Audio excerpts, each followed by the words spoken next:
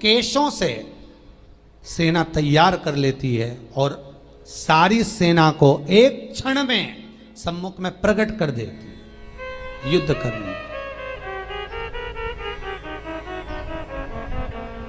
एक बार महाराज इंद्र युद्ध करने के लिए जा रहे थे और इंद्र की धर्म पत्नी ने इंद्र से कह दिया था, मैंने सुन रखा है कि देवसेना के पास में आप जाते हो और देवसेना से जाकर कहते हो कि तू सेना भेज दे। स्त्रियों में थोड़ा सा पुरुष की अपेक्षा, पुरुषों में ईर्ष्या नहीं होती, पुरुषों में कंपटीशन भी नहीं होता ज्यादा कि हो, थोड़ा बहुत होता हो, थोड़ी ईर्ष्या पुरुषों में हो तो हो, पैसे होती नहीं है, पर स्त्रियों में ईर्ष्या ज्यादा होती है। ये कुर्सी पे क्यों बैठी है, हम आगे आगे क्यों बैठ गई, हमें भी बिठाना था, ऐसा हो गया वैसा। ईर्ष्या का जो भाव है वो नारी में, स्त्री में थोड़ा होता है। सास अगर एक बहू को ज्यादा पूछ ले बड़ी वाली को तो छोटी का मुंडा भगोना हो जाता, और छोटी को पूछ ले तो बड़ी का मुंह का भगोना हो जाता है। तो ये थोड़ी ईर्ष्या।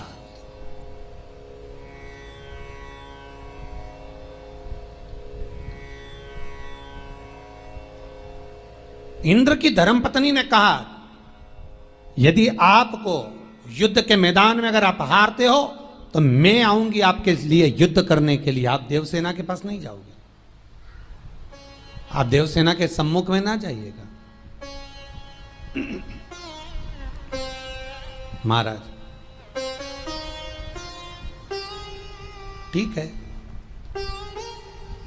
इंद्र की पत्नी कहती हैं कि आपको देवसेना के पास जाने की जरूरत नहीं है, और देवसेना के पास ना जाकर युद्ध में अगर आपकी हार होती है तो मुझे बुलाना, मैं सेना लेकर आऊंगी। महाराज शास्त्र कहता है जब इंद्र हारने लगे युद्ध को तब उन्होंने अपनी पत्नी को बुलाया।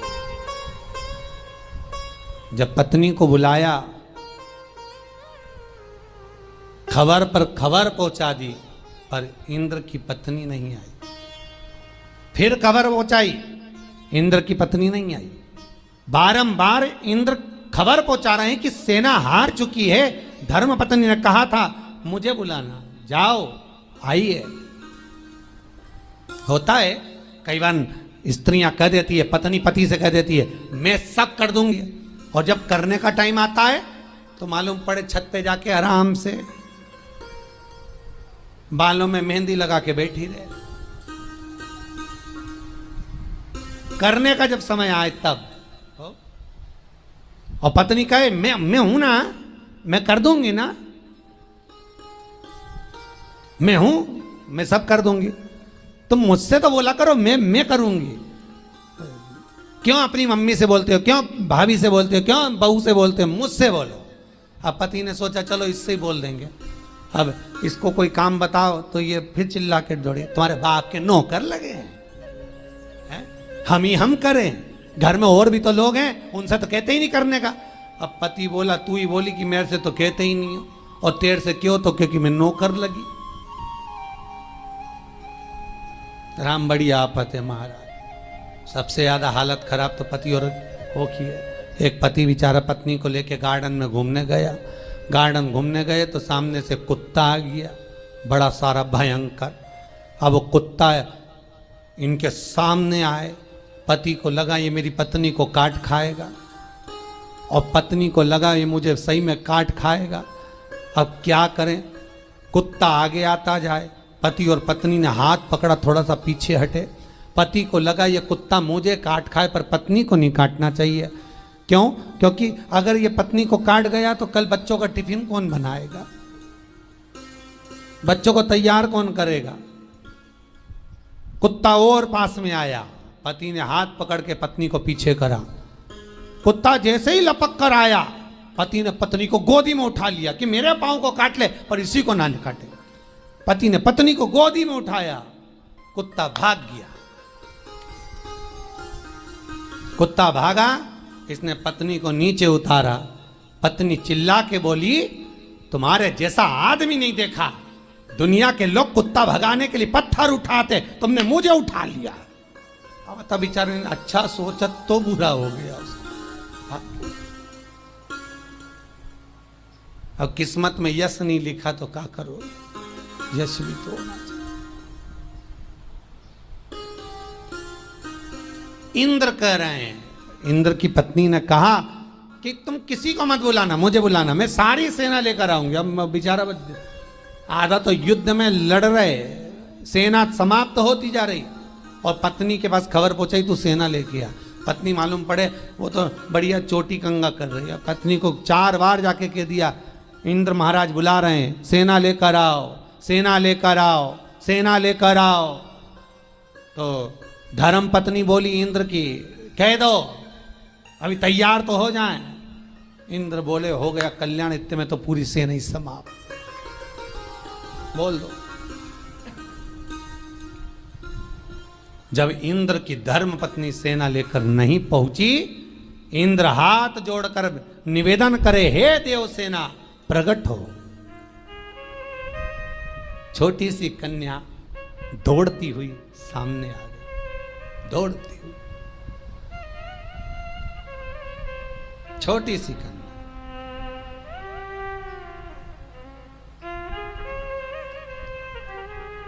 और वो कन्या दौड़ती हुई सामने जब आकर खड़ी हुई, इंद्र ने कहा देव सेना जी कृपा करो, सेना समाप्त हो गई है, आप सेना का निर्माण करिए। देव सेना ने उसी समय पर सरोवर में कुंड में जाकर स्नान करा। स्नान कर कर बाल को जो छीटा, जितनी बूंदे पानी की गिरी उससे सेना उत्पन्न हो गई और इंद्र के युद्ध में इंद्र की विजय प्राप्त करा दी, प्रदान करा दी। शिव कृपालु की दया इतनी थी महाराज,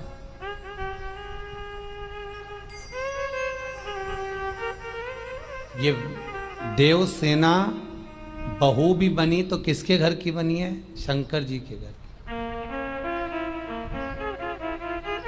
एक बार देवसेना ने कार्तिकेय जी से कह दिया था देखो कहीं दूसरी जगह की बहू बनते तो रोज की सेना की जरूरत होती, शंकर भगवान के घर की बहू बने। एक बार कभी हमसे नहीं किया कि तू सेना ला, एक बार नहीं कहा कि तू सेना ला। ये बड़ा विचित्र काम होता है साहब। जो बहुएं सोचती हैं कि ससुराल जाऊं तो मेरी सास जरूर मिले, उसकी सास वहां मिलती नहीं है। वो लड़का ही ऐसा मिलेगा कि उसकी माई मर चुकी होगी बेचारे। और जो बहुएं सास से बहुत घबराए फिर उसको अच्छी जगदम्बा ही मिलती कि नहीं मिले, नहीं मिले तो मिले जरूर, और मिले तो नहीं मिले। होता है एक बेचारी एक लड़की थी, भगवान से रोज प्रार्थना करती थी मेरी जहाँ शादी हो भोलेनाथ मेरी सास जरूर मिले, क्योंकि मैंने इस घर में माँ नहीं देखी तो वहाँ माँ मिल जाए। अब उसकी जहाँ शादी हुई वहाँ सास ही नहीं थी।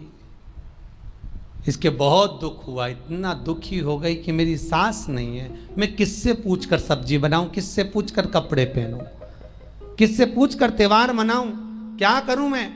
इतने में इसने अपने पति से कहा सुनो ये लोहे की तगाड़ी फावड़ा रखा है, अच्छा रखा रहने दे। इतने में पत्नी गई तो सारा लोहे की तगाड़ी फावड़ा सब बीन कर लोहे का जितना सामान कुर्सी टेबल सब ले गई लोहार की दुकान पे। लोहार से कहा भैया इसको गला लो और गला के लोहा की साज बना दो। अब उसने लोहे की साज बनवा ली। अब लोहे की साज बनी तो लोहे की साज बनी, जैसे ही लोहे की साज बनी इसने कुर्सी पर उसको रख दिया। अब कुर्सी पे सास रखी, उसको साड़ी वाड़ी पिना दी बढ़िया जोरदार, वो पूछ पूछ के काम करे। सासू जी बताओ भिंडी की सब्जी बनाऊं कि गिलकी की बनाऊं। अब वो कोई लोहे की सास बोले क्या, फिर भी वो तो पूछ पूछ के काम करे साहब।